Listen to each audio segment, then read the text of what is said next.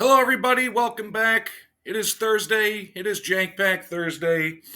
Punxsutawney Phil apparently did not see his shadow, which means early winter, which means once again that the rotund rodent in central Pennsylvania is a bit of a liar. Moving on, 34 packs still remaining on the wheel o' Jank. We are going to shuffle, we are going to spin, and then we are going to see what we get this week. And then, as it spins, I will have a funny story for you. Well, maybe not necessarily a funny story, but it's a story. But we will see in a moment. Coming up in February, I was it was it going to be no another pack from Milo at Trading Cards. Although I think he recently changed his channel name, but I will check that and get back to you. We have a pack of cards of the movie Home Alone 2. I'm a fan. Love me some Daniel Stern. And who doesn't love Joe Pesci playing essentially a bumbling crook? See you over at the table in a moment. All right, to the table we go, to the box we go, looking for Home Alone 2. And Milo did change the name of his channel, so I actually wrote it down so I can remember it, because my memory it is what it is. But I do remember that we're looking for Home Alone 2, and we found it. We found it. Up on top of that for the time being. Now, before we get started, I promised a funny story. Not really funny, but a story nonetheless. I had purchased a new fantasy art set that I was going to do similar to the Plug thing, and maybe intermix it with some other stuff to try to complete the set. So I ordered a box of Frazetta Series 1 from 1991. Now, my editing skills, watch as I seamlessly transition to a photo of the box. Amazing. That was good.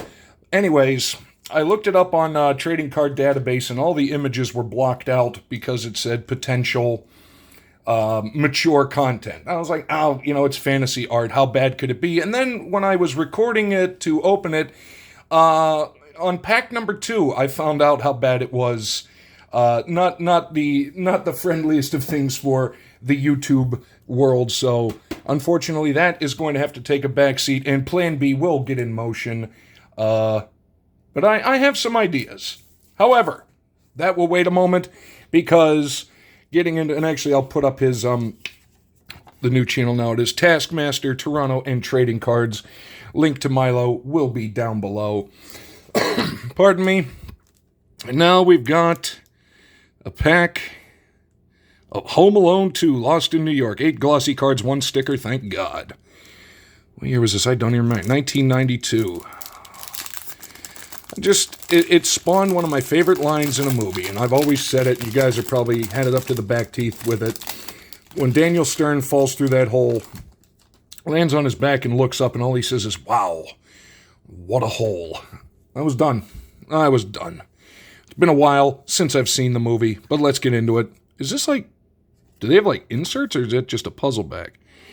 We got A Wonderland of Toys, Home Alone 2, Lost in New York. That was a really cool looking set that they had. Escape into Central Park. Yeah, not these days. Kevin leaves Harry and Marv behind and heads into Central Park. Instead of chasing him, though, Harry and Marv decide to leave him in the park. He's alone, Harry says. Grown men go in there and don't get out alive. But Kevin is smarter than the crooks think. Well, thank God, because that is not an entirely unfair statement. Did we forget something? No. Not in part 2 of the movie. Kevin's mother can't help thinking they forgot something important. We brought everything, his father assures her. Everything but Kevin, that is. If they only knew. Oh, if they only knew indeed. Silent Night. Come on, we're looking for... Okay, there we go. I see something down there. Possible TTM. While Kevin and his mother are reunited, the rest of the McAllister family sleeps on peacefully. They have no idea of the surprise in store for them when they wake up. Oops. It's a good surprise, in theory, for once. There we go. Wrenches for a lug. Poor Joe Pesci.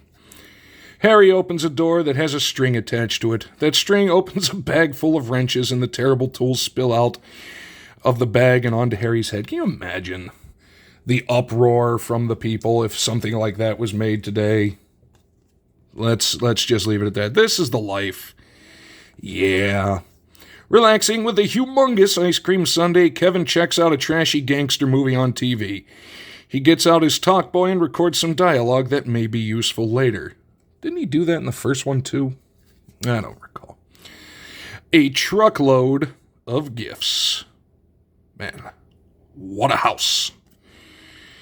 As a reward for recovering the stolen money, the man from Duncan's toy chest has arranged for a truckload of presents to be delivered to the McAllisters. That's what it was, Duncan's toy chest. I was like, I cannot remember the name of the store.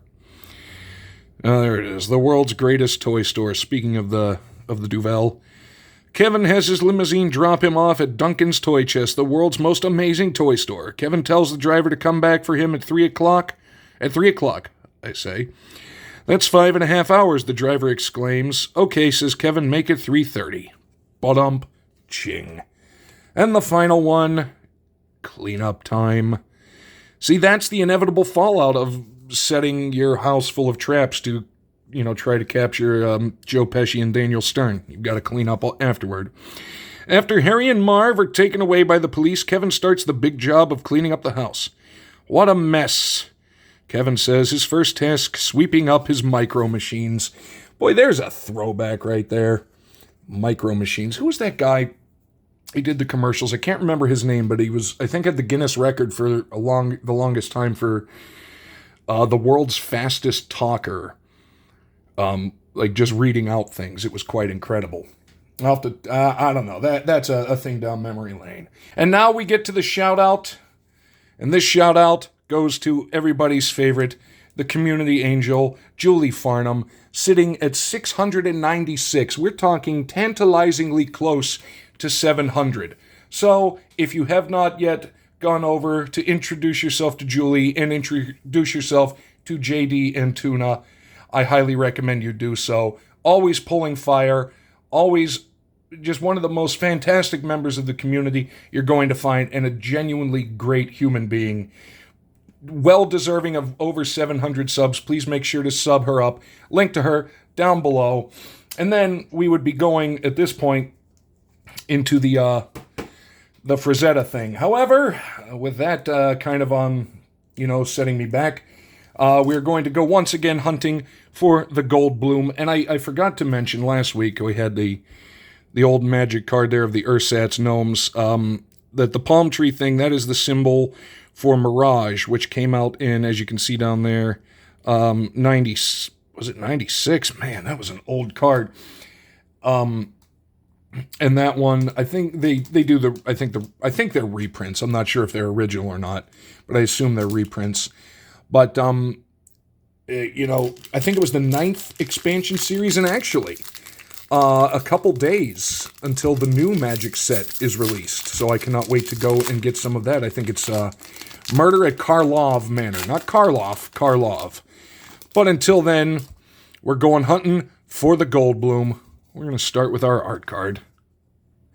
And the weird thing is I think they kind of postulate that a lot of dinosaurs actually did look like this, with feathers and bright colors. But anyway, this is Pentlaza,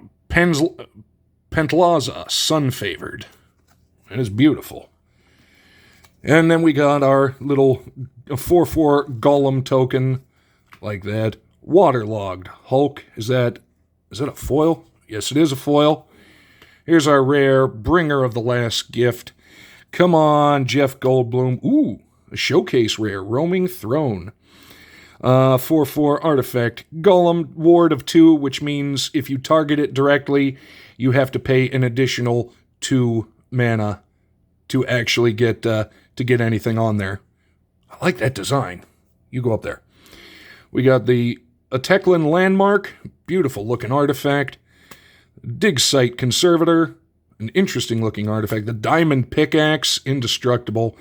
I have had to deal with that. That is annoying. I don't think it's this one, but there's one artifact that's indestructible, and when you equip it, the creature itself becomes indestructible, which is a hassle. The Careening Minecart, come on, at least give us a capybara. Relics Roar, well, that was this past week in opening cards. Yeah. Rampaging Spiketail, love the dinosaur, love the art. Acrobatic Leap, onto the back of the burb. Burning Sun Cavalry, and our final beautiful land, the Hidden Volcano.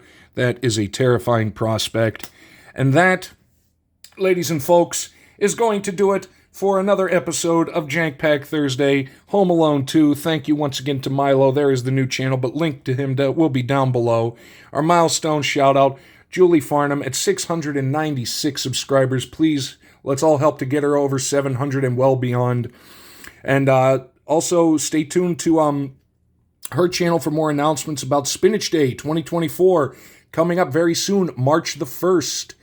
CN Tower hunting, a lot of prizes are going to be out there. A lot of stuff is going to be happening. So again, stay tuned to her channel and for the Pools channel for all upcoming information about it, because March the 1st is right around the corner. We have crossed the 10-minute mark on the phone, which means I don't feel as terrible about cutting it here, but gotta get the gum back, because that's where it is. I know everybody's been saying it, and I know there is gum in there, but I need to get more. I've found some stuff on eBay, so when I get the new fantasy set, and some more hunt sets, not just necessarily fantasy, I do have an idea of something I want for TTM purposes. Anyway, rambling over, that will do it for me. This was Jank Pack Thursday. Hope you all have a great rest of the week. Thank you to everybody in chat that stopped in. Thank you to everybody watching on the rewind.